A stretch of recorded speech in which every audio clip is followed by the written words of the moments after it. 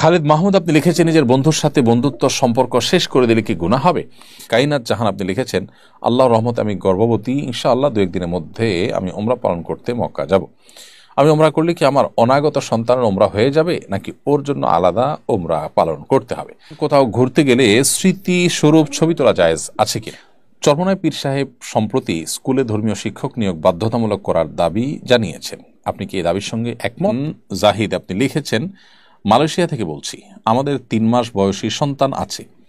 যখন আমার স্ত্রী নামাজ পড়েন, সন্তান ঘুমিয়ে থাকে বা খেলা করে, কিন্তু যদি তার ঘুম ভাঙে, সে কান্না শুরু করে, তখন আমার স্ত্রী কি নামাজ ছেড়ে সন্তানকে শান্ত করবে, নাকি নামাজ চালিয়ে যাবে? চলুন তাহলে আর বিলম্ব না করি, ইতিমধ্যে যে সমস্ত প্রশ্ন আমাদের কাছে চলে এসেছে সে সমস্ত প্রশ্নের উত্তর দেওয়ার পালায় আমরা প্রবেশ করি। খালিদ মাহমুদ আপনি লিখেছেন, নিজের বন্ধুর সাথে বন্ধুত্ব সম্পর্ক শেষ করে দিলে কি গুনাহ হবে?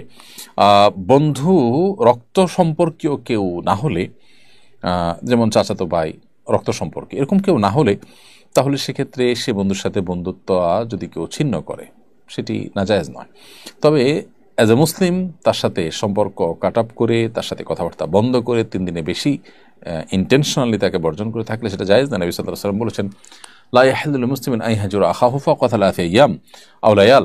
কোনো ব্যক্তি তার মুসলিম ভাইকে 3 দিনে বেশি পরিত্যাগ করে, বর্জন করে থাকার অধিকার বা সুযোগ তার কিন্তু নেই। এই জন্য আমাদের যেটি কর্তব্য সেটি হলো নিজের বন্ধুর সাথে বন্ধুত্বার সম্পর্ক যথাসম্ভব বজায় রাখার চেষ্টা করতে হবে, যদি সে বন্ধুত্ব কোনো হারামের দিকে না নেয়। আর অন্যথায় কোনো কারণে যদি মনে হয় যে না, তার সংস্রব আমার জন্য ভালো নয়, আমি তাকে অ্যাভয়েড করতে চাচ্ছি, যেতে পারি এবং দূর হতে পারি, কোনো অসুবিধা নেই। তবে ইন্টেনশনালি শুধু কথাবার্তা যোগাযোগ পর্যন্ত বন্ধ করে দেবে, এটা জায়েজ নাই। এমনি অ্যাভয়েড করলেন, আপনি অন্য পথে চললেন, আর যদি আপনার এর জন্য মধ্যে কল্যাণ নিহিত থাকে এই কাজের মধ্যে, তাহলে সেটা আপনি করতে পারেন। আর যদি আল্লাহর খাতিরে তাকে ত্যাগ করতে হয়, তাহলে সেটা তো বরং প্রশংসনীয়। এরপরে কাইনাত জাহান আপনি লিখেছেন, আল্লাহর রহমতে আমি গর্ভবতী, ইনশাআল্লাহ 2-1 দিনের মধ্যে আমি উমরা পালন করতে মক্কা যাব। আমি উমরা করলে কি আমার অনাগত সন্তানের উমরা হয়ে যাবে, নাকি ওর জন্য আলাদা উমরা পালন করতে হবে? বোন কাইনাত জাহান, আপনার প্রশ্ন উত্তর হলো, গর্ভবতী সন্তানের তার তরফ থেকে আপনি আলাদা উমরা করবেন, অথবা আপনার উমরা তার জন্য যথেষ্ট হবে, এর কোনোটিই কিন্তু হবে না। কারণ হলো, দুনিয়াতে মাতৃগর্ভ থেকে দুনিয়ার আলোতে আসার আগ পর্যন্ত কারোর আসলে হিসেবের খাতা খোলার কোনো অপশনই থাকে না।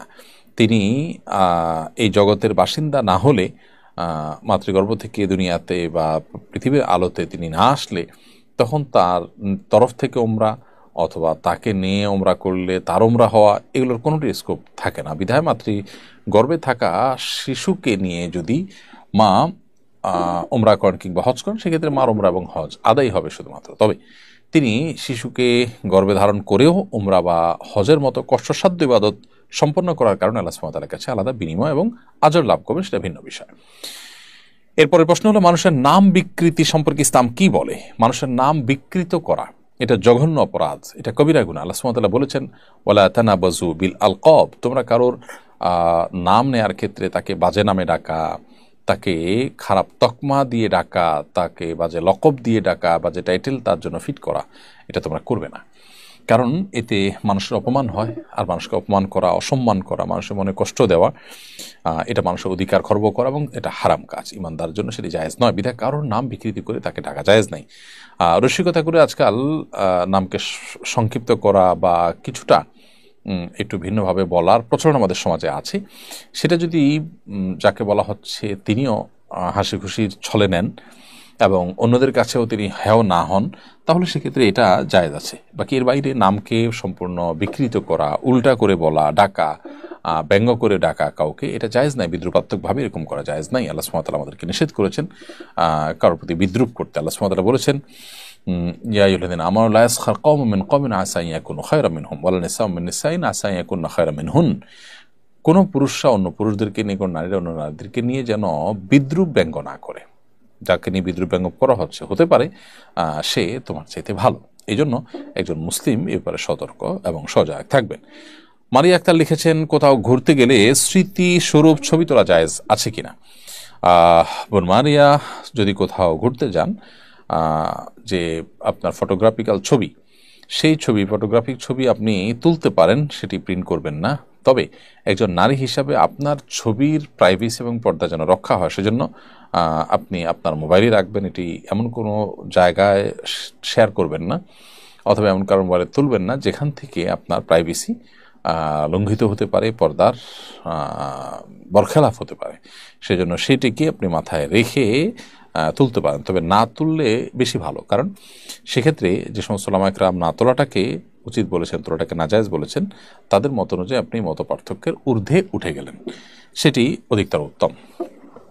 এরপর প্রশ্ন করেছেন জাহিদ, আপনি লিখেছেন, মালয়েশিয়া থেকে বলছি, আমাদের 3 মাস বয়সী সন্তান আছে।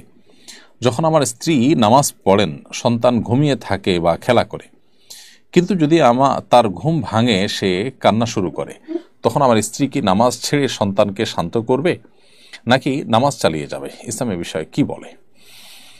ভাই জাহিদ, আপনার প্রশ্ন উত্তর হলো, আপনার যে 3 মাস বয়সী সন্তান আছে এবং তাকে রেখে আপনার স্ত্রী নামাজ পড়ার সময় যদি কান্না করেন, তাহলে নামাজ ভাঙতে পারবেন না।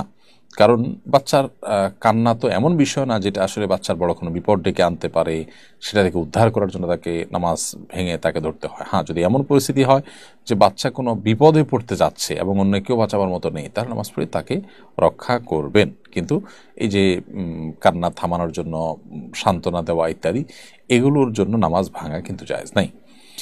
চরমনায় পীর সাহেব সম্প্রতি স্কুলে ধর্মীয় শিক্ষক নিয়োগ বাধ্যতামূলক করার দাবি জানিয়েছেন। আপনি কি এই দাবির সঙ্গে একমত? শুধু একমত নই, আমি মনে করি এটা যুগান্তকারী একটি উদ্যোগ তিনি গ্রহণ করেছেন এবং এখানে অন্য সবার শতকণ্ঠে ঐক্যমত পোষণ করা দরকার। কারণ আমরা জানি যে আমাদের এদেশের অভিভাবকেরা, তারা তাদের প্রিয় সন্তান সন্ততিদের জন্য আলাদা হুজুর রেখে ধর্মীয় শিক্ষার ব্যবস্থা করেন।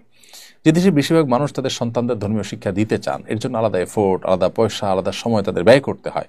কেন সে দেশের শিক্ষা প্রতিষ্ঠান জনগণের সে আশা আকাঙ্ক্ষার প্রতিফলন তারা ঘটাবে না? তাহলে তো সেক্ষেত্রে জনগণের হাজারো লাখো কোটি ঘন্টা বেঁচে যায়, টাকা পয়সা বেঁচে যায়, এফোর্ট গুলো আলাদা করে দিতে হয় না। তো আমি মনে করি যে যদি স্কুলে ধর্মীয় শিক্ষক নেওয়াটাকে বাধ্যতামূলক করা হয় এবং ধর্মীয় শিক্ষার মুসলমান শিক্ষার্থীদের জন্য বাধ্যতামূলক করা হয়, তাহলে সেক্ষেত্রে এর মাধ্যমে জনগণের হাজারো লাখো কোটি আপনার যে ঘন্টা, সেগুলো বেঁচে যাবে এবং তাদের যে অর্থ ব্যয় হয় আলাদা করে এটার জন্য, সেটা বেঁচে যাবে। আমার মনে হয় এই দাবি পেশ করে চরমনায় পীর সাহেব খুবই যথার্থ একটি কাজ করেছেন। পরিপূর্ণভাবে আমরা তার সাথে সহমত পোষণ করছি।